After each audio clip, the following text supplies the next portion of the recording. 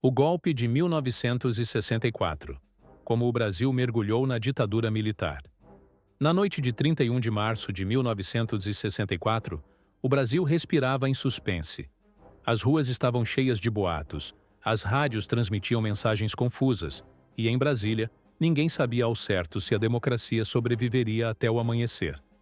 Mas quando o sol nasceu, o país já havia mergulhado em uma nova realidade. O presidente João Goulart fora derrubado, e um ciclo de 21 anos de ditadura militar acabava de começar. O que parecia um movimento para restaurar a ordem era, na verdade, o início de um regime marcado por censura, tortura, desaparecimentos e a consolidação de um poder que se sustentou pelo medo e pela manipulação. Muitos brasileiros, naquele momento, acreditaram estar presenciando uma salvação contra o fantasma do comunismo, enquanto outros assistiam impotentes ao fim de uma era de sonhos de reformas sociais. Mas por que o golpe aconteceu? Quem estava por trás dessa virada? E como um país que celebrava eleições livres e uma Constituição democrática, aceitou, quase sem resistência, a ruptura de seus próprios direitos? A história do golpe de 64 não é apenas sobre generais e políticos. Ela é feita de conspirações em gabinetes, articulações de empresários, apoio da imprensa, alianças com os Estados Unidos e de milhões de brasileiros que, conscientes ou não, foram peças de um jogo muito maior. Hoje você vai entrar nos bastidores dessa virada. Vai conhecer os medos que alimentaram a conspiração, as promessas que justificaram a intervenção e os silêncios que ecoaram nas décadas seguintes. Não se trata de repetir frases prontas, mas de entender como o Brasil foi conduzido, passo a passo, para dentro da noite mais longa de sua história. Porque compreender o passado é a única maneira de reconhecer os sinais do presente. E a cada minuto desta narrativa, você vai perceber que o golpe de 64 não é apenas memória distante. É um alerta vivo sobre como democracias podem ruir quando interesses ocultos falam mais alto que a vontade do povo. O Brasil antes do golpe. Tensões sociais, políticas e econômicas. No início da década de 1960, o Brasil era um país dividido entre a esperança de transformação e o medo do caos. O presidente João Goulart, conhecido como Jango, havia assumido após a renúncia inesperada de Jânio Quadros, em 1961. Sua chegada ao poder não foi tranquila. Militares e setores conservadores resistiram desde o primeiro momento, forçando a adoção de um regime parlamentarista para limitar sua autoridade. Só 2 anos depois, com um plebiscito, Jango recuperaria plenos poderes. Mas a essa altura, o Brasil fervia. De um lado, trabalhadores urbanos e rurais exigiam mudanças profundas, reforma agrária, melhores salários, maior participação política. De outro, empresários, latifundiários e parte da classe média viam nessas propostas uma ameaça à estabilidade e ao próprio modelo de sociedade. Enquanto os sindicatos ocupavam as ruas, vozes conservadoras inflamavam o medo de que o país estivesse prestes a cair no comunismo. A economia também pressionava. A inflação disparava, corroendo o poder de compra da população. O custo de vida subia, e a sensação de instabilidade aumentava a cada mês. Nos jornais, manchetes alternavam entre promessas de reformas e denúncias de radicalização. Na televisão, ainda nascente, formava-se uma narrativa de desordem iminente. Essa mistura explosiva de reivindicações populares, resistência das elites e crises econômicas criou um terreno fértil para a conspiração. O Brasil de 1964 era um país em ebulição, onde cada discurso parecia um convite à ruptura. Não foi apenas um golpe militar que se aproximava, mas um ambiente em que parte da sociedade aceitava trocar a democracia pela promessa de ordem. O medo do comunismo e a Guerra Fria como pano de fundo. O ano de 1964 não pode ser entendido sem olhar para o mundo. A Guerra Fria dividia o planeta em 2 blocos. De um lado, os Estados Unidos, defensores do capitalismo; de outro, a União Soviética, promotora do socialismo. Cada movimento político na América Latina era visto com desconfiança por Washington, que temia a repetição de uma Cuba, onde Fidel Castro havia triunfado em 1959. No Brasil, o governo de João Goulart aproximava-se de sindicatos e defendia reformas estruturais. Para os conservadores, isso soava como um flerte com o socialismo. A simples ideia de reforma agrária, por exemplo, bastava para que jornais estampassem editoriais alarmistas sobre o perigo vermelho. O medo foi cuidadosamente alimentado. Cartilhas, propagandas e discursos inflamados apresentavam qualquer avanço social como uma ameaça de comunização. Os Estados Unidos, atentos, entraram no jogo. Agentes diplomáticos, políticos e militares reforçaram a ideia de que o Brasil poderia se tornar um novo campo de influência soviética. Recursos foram destinados a movimentos contrários a Jango e até operações militares de apoio, como a Operação Brother Sam, foram planejadas. Assim, o golpe não surgiu apenas da disputa interna, mas de uma engrenagem internacional que via no Brasil um tabuleiro estratégico. O fantasma do comunismo, mais do que uma ameaça real, tornou-se a justificativa perfeita para minar a democracia. O papel da elite, da imprensa e da igreja. Enquanto trabalhadores clamavam por mudanças, as elites econômicas temiam perder privilégios. Grandes empresários e latifundiários financiaram campanhas contra o governo, retratando Jango como um líder fraco, instável e aliado de radicais. A imprensa, em grande parte, reforçou esse discurso. Manchetes diárias criavam a sensação de que o país estava à beira do colapso.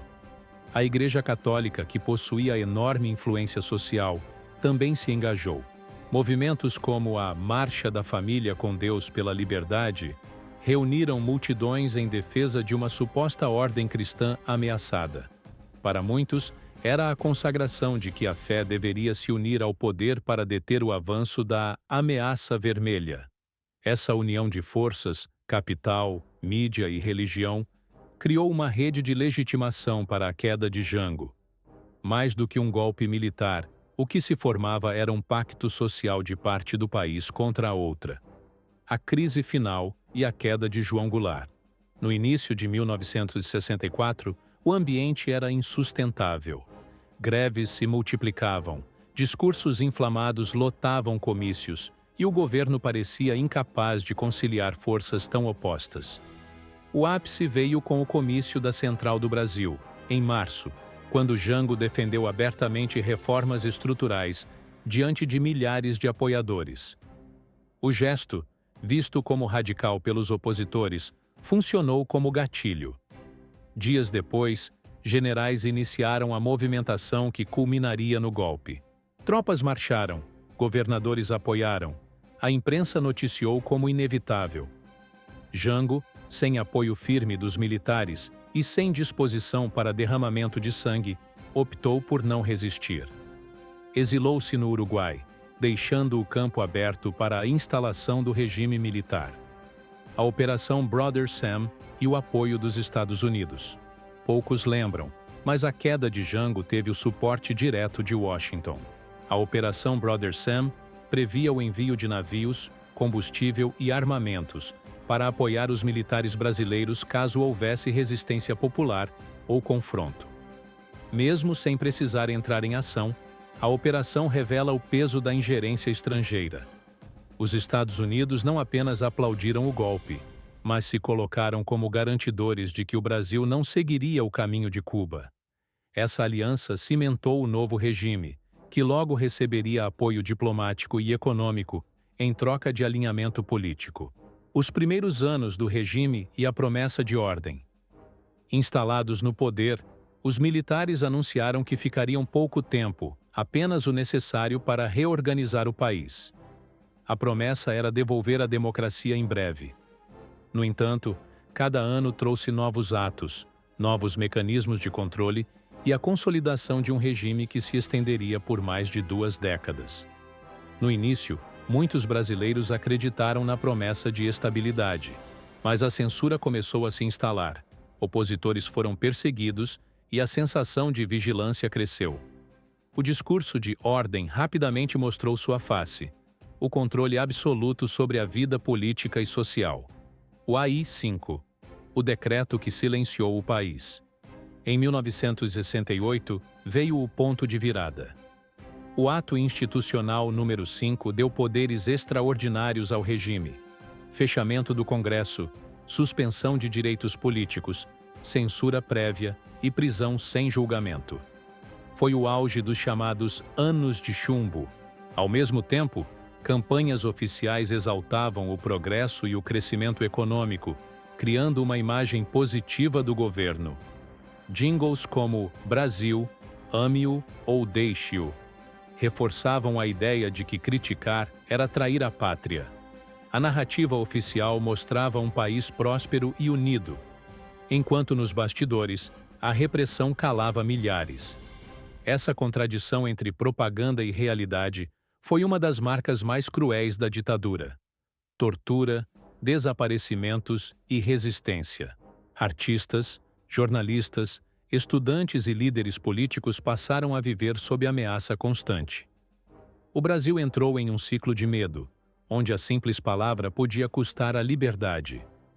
O AI-5 não foi apenas um documento legal, foi a oficialização do silêncio imposto a toda uma nação. Censura, propaganda e o controle da narrativa.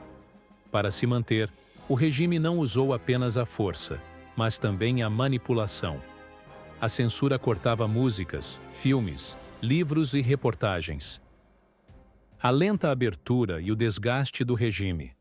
Nos anos 1970, a ditadura parecia inabalável, mas a crise econômica e o aumento da pressão social começaram a corroer sua força.